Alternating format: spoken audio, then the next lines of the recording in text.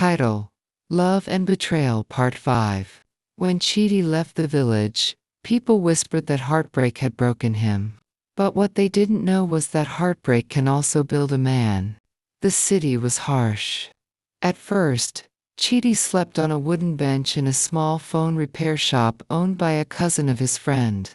He ate once a day, sometimes drinking only Gorian water to fill his stomach. Nights were long, and the noise of the city reminded him that he was far from home.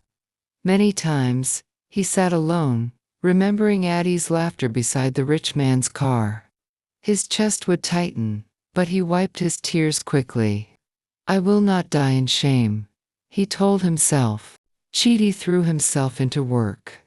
From morning till late at night, he cleaned phones, changed screens, repaired batteries. When others rested, he continued learning. Slowly, customers began to notice his patience and honesty. A woman once left her phone with him and returned to find every small problem fixed, even those she did not mention. She told her friends, and word spread.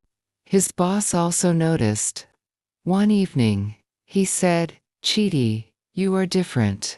You remind me of myself, when I started."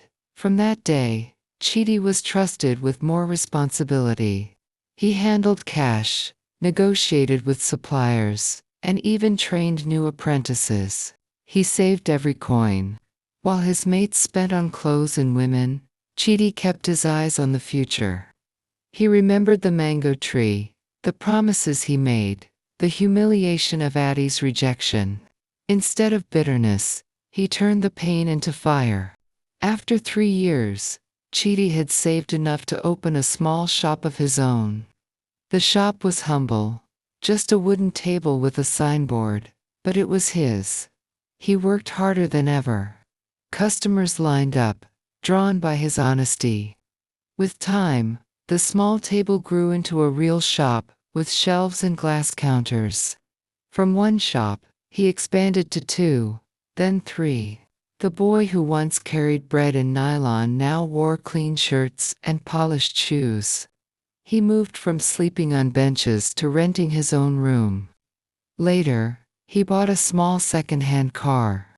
Whenever he drove through the market, people who once mocked him now greeted with respect.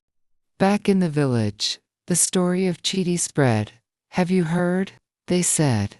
"The poor boy a days despised is now a big man in the city."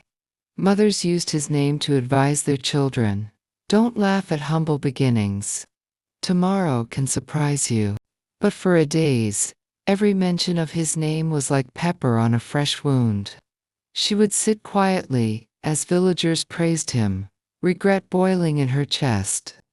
She remembered the boy who once sold his phone to buy her mother medicine. The boy she mocked because of his slippers. Now that boy was a man. And destiny was not finished. Because one day, Chidi and Addie's paths would cross again. To be continued in Part 6.